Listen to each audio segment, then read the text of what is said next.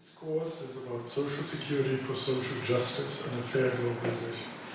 There's only two questions that we're actually trying to address. The first is, why should a society share and care? Which means basically, why should a society have national social security systems or social security systems at all? And the second one would be, can a society afford to care and share? Or can they afford a social security system? And if so, what kind of system would that be? So the first question, to address the first question, we have to go back to the origins of social security. And basically the message is that all societies always, ever since people started living in communities, had ways to pool major risks that threatened the livelihood of people. And that these mechanisms were informal between family, kinship, villages, or communities, and that turned into formal systems around 1700, probably, with friendly societies and with poor laws in the UK. And that turned into social security, social insurance in the 1880s, and developed, had another milestone in terms of the Beveridge report in 1942, where a case was made for universal tax finance social security, till this day when we are basically talking about the affordability of basic systems in developing countries. The theory behind all this is that there's hardly any society which is too poor to share. And real life shows this in Brazil, in Mexico, in South Africa, in China, that countries at a certain level of development can start developing successful social security systems. In the case of Brazil, which reach out, even the residual systems that are welfare systems or anti-poverty systems, they can reach out to 25% of the population. And they're successfully fighting poverty, but they're also successfully fighting inequality.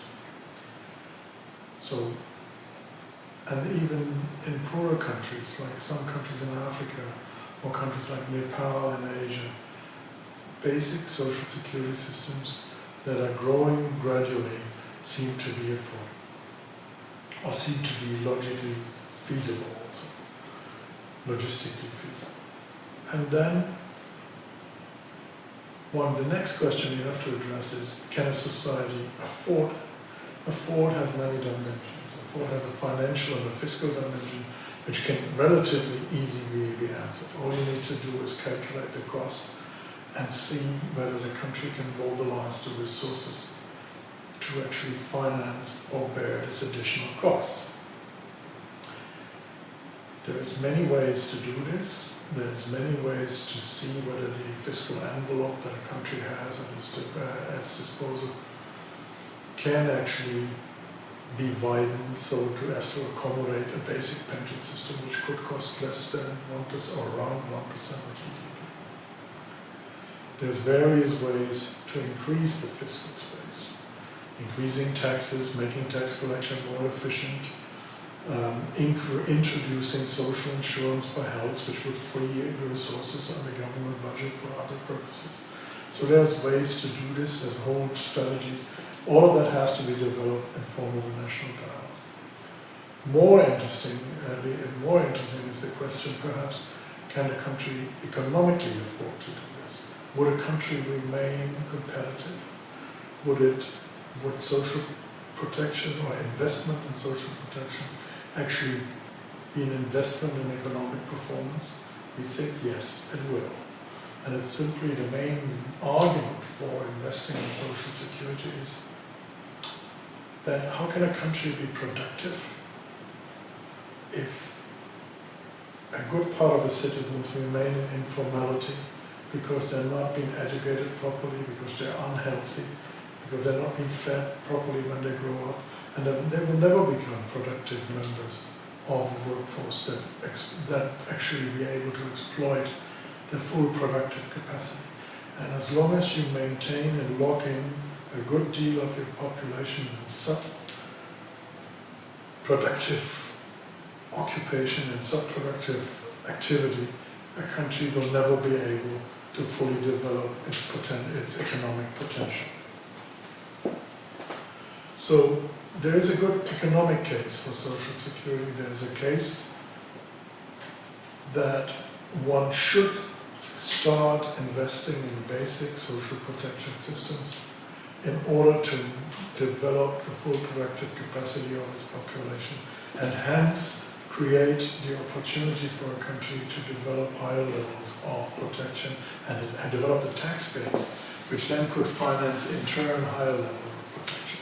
So there's a virtuous circle that moves up and lets countries develop to higher levels of economic development, starting from very basic investments in basic social security systems.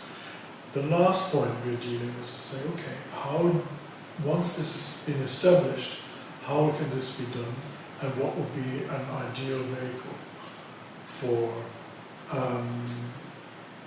introducing basic systems? And the ILO and the International Labour Conference in last June has actually developed a paradigm whereby there is a two-dimensional strategy to extend social security. One is to introduce a so-called basic social floor, a social protection floor to everybody.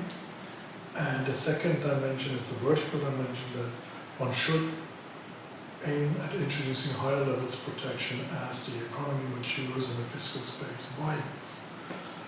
The focus at the moment is on the social protection floor,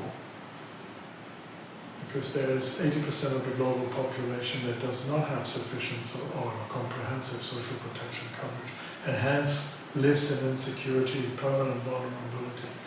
To protect these people and improve their chances in life, we should invest into a basic social floor, which consists of a number of 4 elementary guarantees, which is healthcare, essential healthcare for everybody, income security for children, some social assistance for the unemployed and people who are not able to earn sufficient income on the labor market but are in active age, and some income security for people in old age. And with these 4 guarantees, which can be built by various different systems, and that's the key message of this social protection floor, is that it is a guaranteed level of protection, but it does not prescribe a certain system. You don't have to have a universal pension or a social insurance pension or a social assistance pension. You can have combinations, or you can pick and choose, as long as there is a guaranteed level of protection that everybody has access to. This is what we call a social protection floor, and where the ILO seeks a mandate next year in the International Labour Conference through an international recommendation on the subject. This will be the first recommendation that the ILO issues on social protection since 1944. So for us, this is a major milestone in our social policy development and in the social policy work of the organization.